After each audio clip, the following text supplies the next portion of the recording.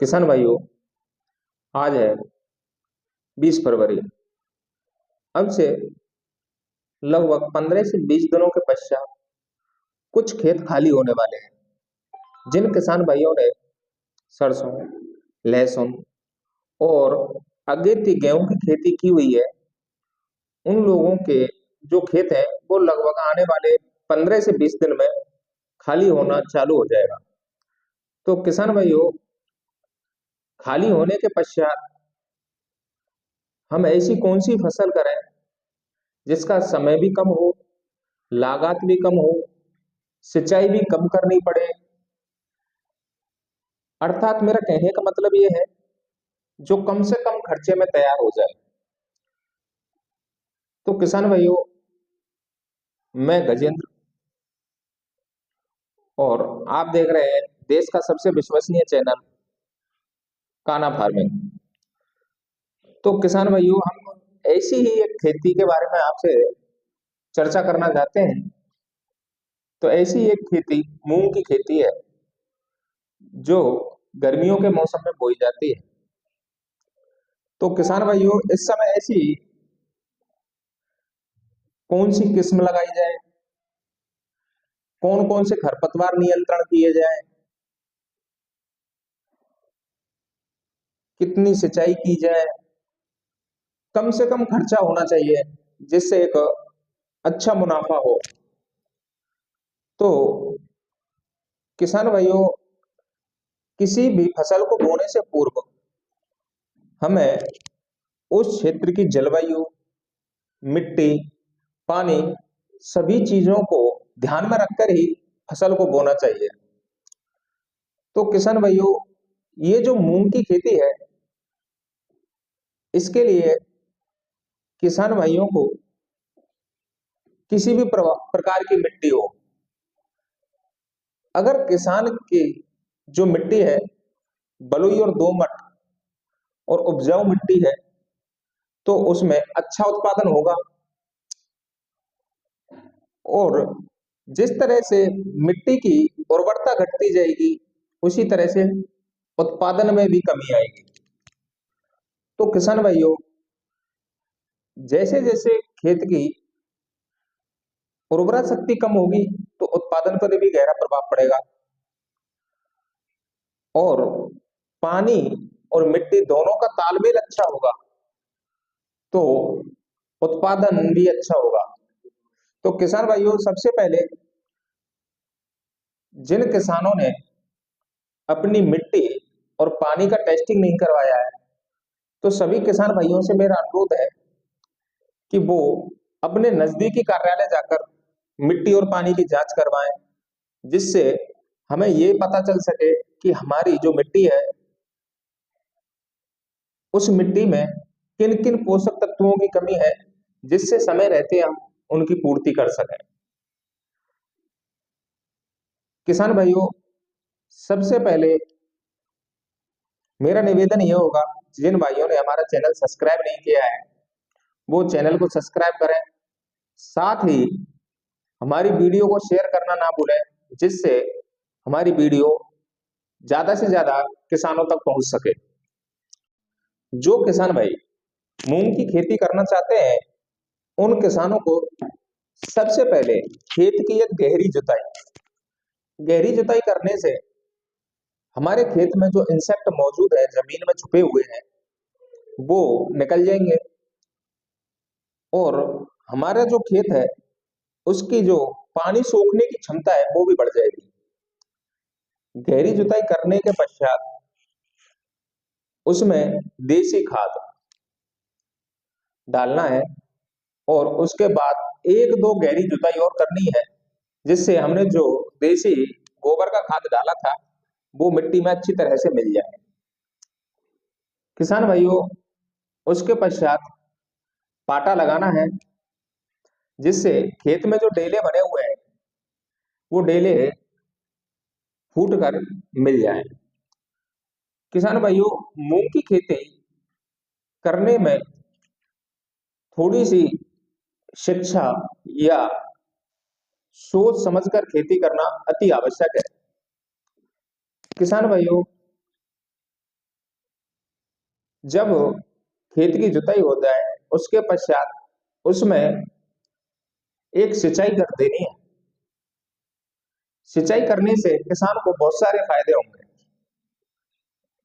उससे जो खेत में उगने वाले खरपतवार है, जो हमारी मूंग की फसल में उगने वाले थे, वो 50 से 60% खरपतवार उस पानी के बाद उगकर खत्म हो जाएंगे।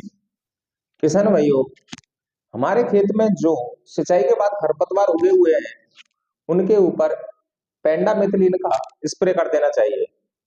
बेसल डोज के रूप में single super phosphate, DAP, potash, और अगर आपने पानी और मिट्टी की जांच करवाई है तो उसकी रिक्वायरमेंट अनुसार जो पोषक तत्वों की कमी है, वो पोषक तत्व हमें बेसल डोज में मिलाकर खेत में छिड़काव कर देना है। उसके पश्चात किसान भाइयों को गहरी जुताई करवानी है। पेंडामिथलिन का जो हमने स्प्रे किया है, उससे खरपतवार उगने में बहुत ही कमी आएगी, क्योंकि जो पेंडामिथलिन है वो एक खरपतवार को नष्ट करने का काम करता है। किसान साथियों, हमें जब गहरी जुताई की है उसके बाद हमें पाटा लगा देना है। अगर जिन किसान भाइयों ने रोटावीटर से जुताई की है तो उनको पाटा लगाने की कोई आवश्यकता नहीं है, क्योंकि रोटावीटर एक ऐसा यंत्र है जो साथ में गहरी जुताई और साथ ही पाटा लगाने का कार्य करता है। उसके पश्चात किसान भाइयों को किस्म कि कौन कौन सी किस्म उनको बोनी है। किसान भाइयों, इस फरवरी माह में भारतीय कृषि अनुसंधान संस्थान द्वारा पूसा नई दिल्ली में एक मेला आयोजित हो रहा है। उस मेले में बहुत सारी मूंग की वैरायटियां विक्रय होंगी, जो खुद के रिसर्च सेंटर से रिसर्च की हुई वैरायटियां होती हैं। किसान भाइयों, इस मेले का जो शुभारंभ है वो 23, 24 और 25 फरवरी को होगा। और बहुत सारी ऐसी वैरायटियां हैं जो मार्केट में भी उपलब्ध है। किसान को अपनी सूझबूझ से अच्छी वैरायटियों का सिलेक्शन करना है और अपने खेत में बोना है। किसान भाइयों, रही बीज दर, अगर बीज दर की बात की जाए तो 1 एकड़ में 10 केजी बीज पर्याप्त होता है। किसान भाइयों, किसान को जब भी बीज बोना है तो उसको उपचारित करके बोना चाहिए। किसान भाइयों, फंजीसाइड के रूप में किसान भाइयों को कार्बेंडेजिम का उपयोग करना है। 10 केजी बीज लेने के पश्चात कार्बेंडेजिम को रख के और अपने जो बीज है उस पर थोड़ा पानी का छिड़काव करने के पश्चात जब हम कार्बेंडेजिम में मिलाएंगे तो जो मूंग के दाने हैं वो कार्बेंडेजिम से कोटेड हो जाएंगे। अगर किसान भाइयों ने बेसल डोज में कोई भी इंसेक्टिसाइड नहीं डाला है तो किसान भाइयों को इंसेक्टिसाइड से भी मूंग के दानों को कोटेड कर देना है, जिससे जो हमारी जमीन में इंसेक्ट मौजूद है वो दानों को नष्ट ना कर पाए और जो हमारा जर्मिनेशन है वो बहुत ही अच्छा हो। किसान भाइयों, अगर कोई किसान इसको छटकवा विधि से बोना चाहता है, बीज को हाथों से फेंक कर, तो ऐसे भी बो सकता है। और जो किसान मशीन के द्वारा बोना चाहते हैं तो उससे जर्मिनेशन बहुत अच्छा होता है, क्योंकि आपने जब खेत में जुताई की थी उस समय आपने देखा होगा कि जुताई करते समय खेत में नमी की थोड़ी सी कमी हो जाती है। तो आप जब दानों को फेंकते हैं, जो दाने जमीन के ऊपरी सतह पर रह जाते हैं तो नमी ना होने के कारण जर्मिनेट नहीं हो पाते। और जिन किसानों ने मशीन के जरिए बुवाई की है तो सभी दाने नमी में पहुंच जाते हैं।